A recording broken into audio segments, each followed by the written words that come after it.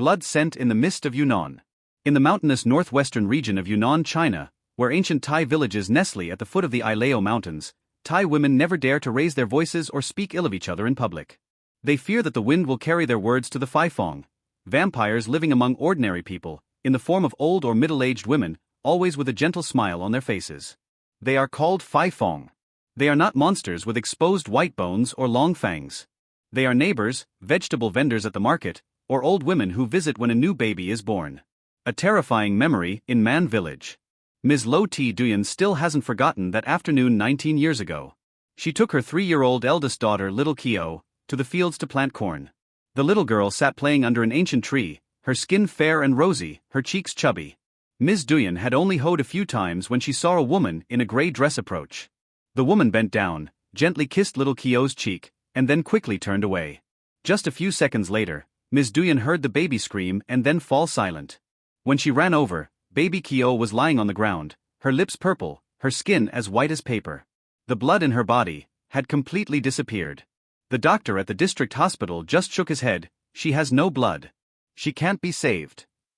Ms. Duyan recognized the woman. She lived not far from the village and often sold vegetables at the district market. But she didn't dare say a word. If she spoke out, the Phai Phong would take revenge on her whole family. From then on, whenever there was a pregnant woman in the village, people would hang thorny leaves, tie fishing nets, and place carrying poles in front of the door. They believed that the Phai Phong could blend in with the guests who came to congratulate the mother and child on the safe delivery, but they didn't dare come alone. They liked the smell of colostrum and the blood of children the most. The man being pursued. Mr. A. Pao, a young man from Man Village, 28 years old, tall, dark-skinned and strong, was a hunter and a motorbike taxi driver. He didn't believe in the Phai Phong. Until the night he met Mrs. Lo T. Fan.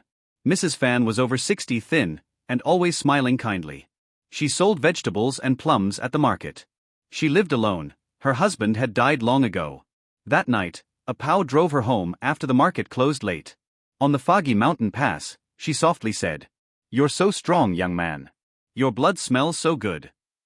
A Pao chuckled, thinking the old woman was talking nonsense. But from that day on, Mrs. Fan appeared everywhere. During the day, she sold vegetables and smiled warmly. At night, a Pao often woke up feeling someone lying close beside him, inhaling the scent of his skin. One night, he dreamed that Mrs. Fan took off her shirt, revealing her shriveled breasts, her mouth wide open, her sharp teeth sinking deep into his neck. He woke up with a start, feeling a burning pain in his neck and 2 red marks. He began to weaken. His skin turned pale, and he often felt dizzy. The village shaman was summoned, draped a fishing net over him, burned fragrant leaves, and then concluded. "The Phai Phong has set its sights on you. It doesn't just want to suck your blood once. It wants to turn you into a living bloodsucker, a male so it can suck you slowly, endlessly, until you're nothing but a walking corpse, secretly sucking the blood of others night after night in its place." A Pao panicked. He remembered the rumors. When a Phai Phong falls in love with a village boy, it will pursue him relentlessly. It doesn't kill immediately. It wants to possess him, to make him its husband in the shadows, a never-ending source of hot blood. The night chase. One drizzly night, a Pao decided to flee the village. He sped his motorbike through the fog on the mountain pass. Behind him, he heard Mrs. Fan's hoarse laughter, the sound of bare feet running on the rocky road, as fast as the wind. "Pao, don't run. Your blood is so sweet. I only want you to be with me forever." He turned around and saw Mrs. Fan running, her mouth stretched wide to her ears, sharp teeth gleaming in the dim moonlight. Her eyes were red like glowing embers. She was no longer the old woman selling vegetables. Her skin was wrinkled, veins bulging, and the pungent smell made him nauseous. A Pao drove wildly. The car skidded and fell on the wet road. He crawled up and ran into the forest. Branches whipped against his face, but he could still hear her whispering behind him. "You are mine. I will suck slowly, a little each night, until you only know how to thirst for blood like me." He hid in a cave. The next morning, the villagers found him curled up, his neck covered with fresh bite marks, blood trickling down. He mumbled. It wants to make me a vampire, so that night after night we can hunt children together." They took him home.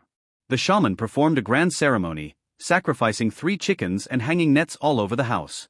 But from then on, whenever the moon waned, a Pao would become restless, his eyes bloodshot, his nose twitching as he smelled the blood in the village. One night, people saw the figures of 2 women and a thin man wandering around the obstetrics and gynecology department of the district hospital. Mrs. Fan still sold vegetables at the market as usual, her smile still gentle. As for a Pao, the strongest young man in the village years ago, he was now just a pale shadow, always huddled in a corner of the house, waiting for nightfall. And the Thai people in Yunnan still whispered to each other, Don't displease the shaman. if it sets its sights on a young man, that young man will never escape. It will suck him dry, turning him into a bloodsucker, and then they will wander together in the darkness forever.